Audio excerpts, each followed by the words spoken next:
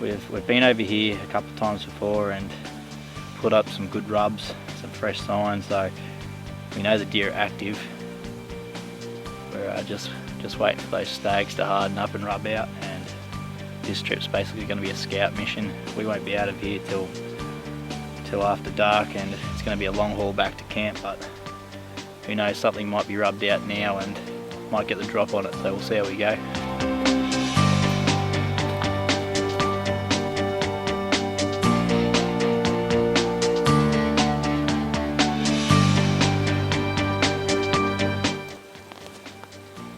Well, we're at the top of this back country. It's been an insane hike in. We've hiked up here all day. Haven't taken much footage because we've been trying to get in here, making good time to hunt the afternoon, and it's been a pretty massive trek, hasn't it?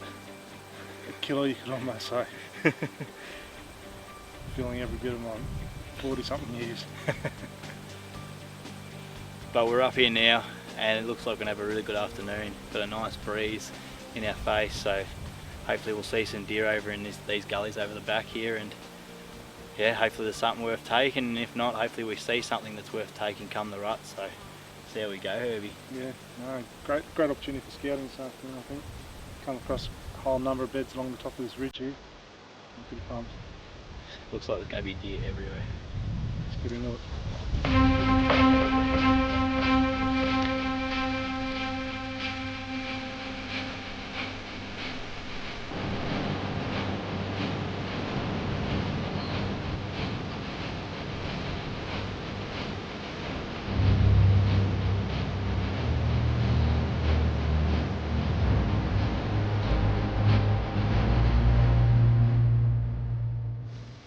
Well, we've just stalked up this gully and come onto a probably 24-25 velvet stag.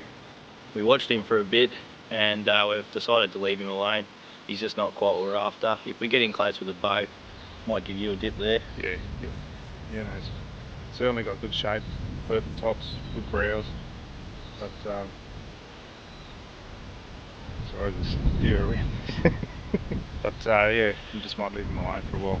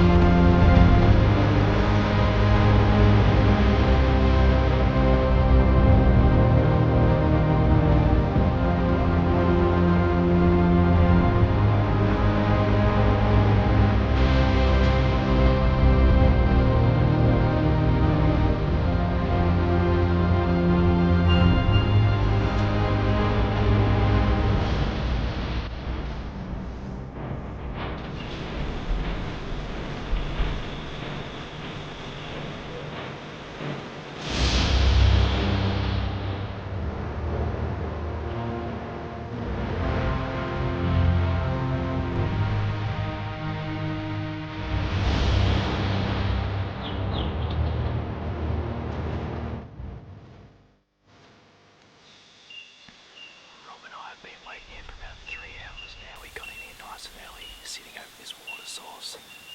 We're expecting deer to come down here pretty soon. Gully looks really good. I think we'll be in for a pretty good afternoon, so we'll see how we go.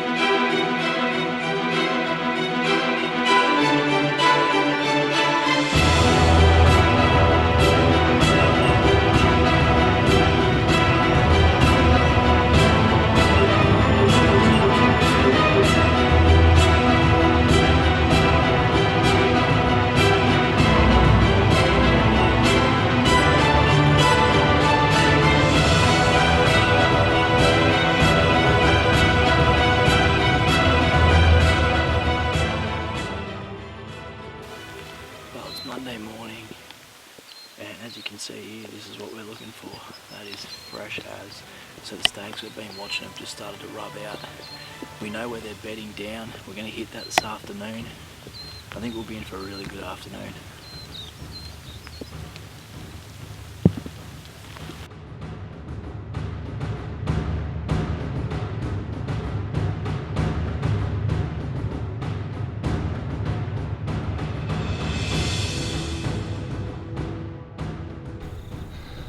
Well, we're back on a stag. I'm a pretty unfit old fella, but the hills that we're in are pretty steep. It's nice and early in the afternoon. We found him bedded. He's rubbed out. He's about 23, 24 inches. Beautifully formed. He's probably at 150 yards from where we are. We just need to get over this little bit of a crest here and sit down and wait him out. We've seen him rise out of this bed a few times in the afternoon. I reckon we've got a damn good chance. The wind's going the right way. He doesn't know we're here. We haven't been spooked by anything else. So game on.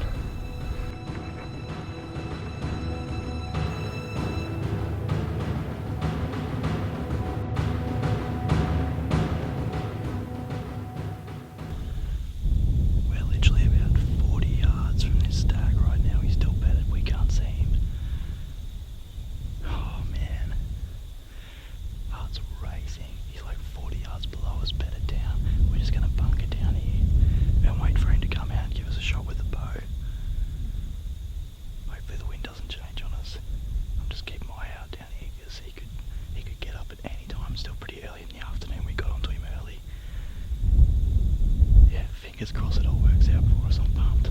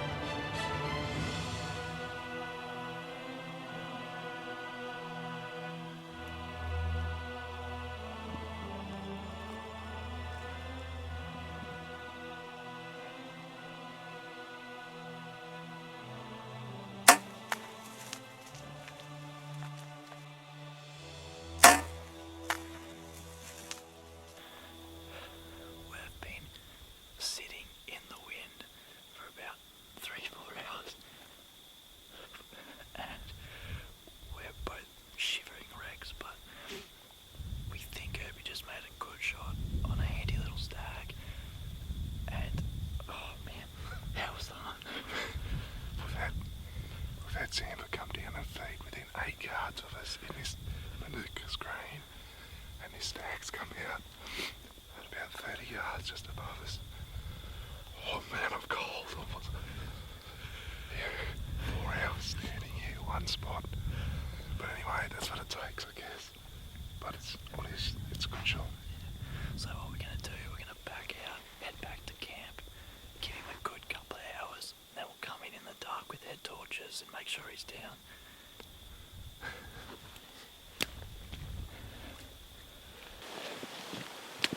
Well done, Herbie. Thanks, man. Okay, everyone, we came in last night. We didn't bring any batteries. It was pitch black, pouring down rain. We only head torched it in. We got onto the stag. He'd gone about 40 yards from the shot. We left him for about 2 hours, I'd say. Yep. And he was out like a light. And we just positioned him into a good spot for a photo. We've packed back to camp. This morning's been torrential again. We're absolutely drenched. We're freezing cold.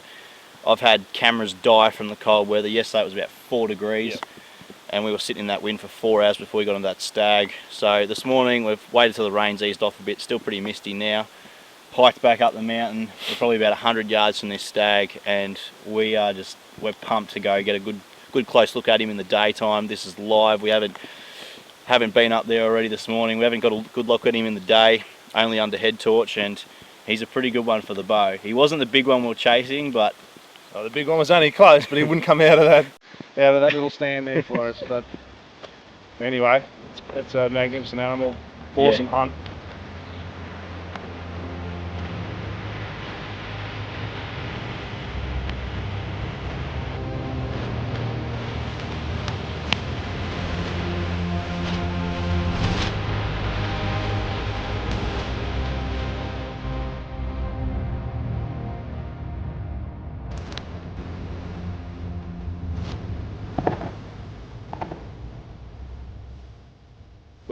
we thought it was a kangaroo. Yep. We saw the flicker of the ears on the edge of the tea tree and thought it was a kangaroo, and had a quick look through the binos and made out some brow tines there, and we thought he was only a little 12-incher and we were going to just leave him alone. And then we started seeing his tops and we thought, you know what, he's not the big one we're after, but it worked out to be a pretty successful little hunt, and I'm pretty pumped that you took him.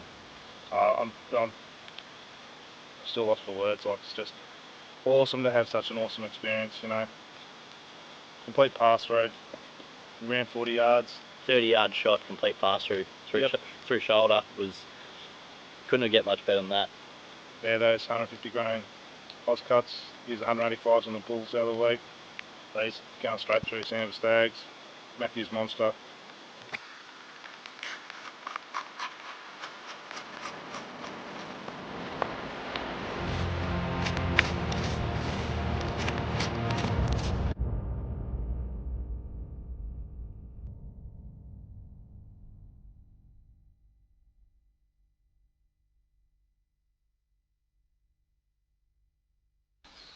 On Monday afternoon we got onto these stags and they were still bedded. We got in quite early and we waited for about 4 hours, I think it was, before they started moving around and getting out of their beds. We're in there really nice and early. We're only 40 yards from some of the deer. We're actually 30 yards from some of the others, and at our first stand I had the 70D set up on the tripod, and due to the cold weather conditions the battery ended up dying. Like, I'd done a bit of fill-in stuff to start with, but just due to that cold the battery had died. I've got batteries on order, they hadn't turned up yet, so I was rolling with one battery for that camera. In the end, Rob and I decided to stalk down lower, and I just carried the G30 handheld. I don't like doing that without the tripod, but because we were so close to stags, it was a bit risky having the tripod and making any extra noise. So when the stag came out, we were at a point where there was a bit of tea tree right in front of us, and I had to hold the camera like that above my head to get the shot. So if you're wondering why the footage is a little bit jittery on that stag shot, that was why, because I was trying to hold the camera above my head for quite a long period of time there, because he didn't come out straight away. He slowly fed out as they do, and I had to just sort of grit my teeth and bear it and have my arms up in those uncomfortable positions. But it worked out in the end. The footage, I mean, it's not brilliant, but there's still going to be plenty more of that to come, and I think we're definitely going to beat him in the next few weeks. Hopefully the ruts should be coming into full swing soon, and we've been seeing lots of hinds, and that's actually one of the things we've been leaving alone is the hinds and the snack packs, because they're going to bring in those stags come the rut.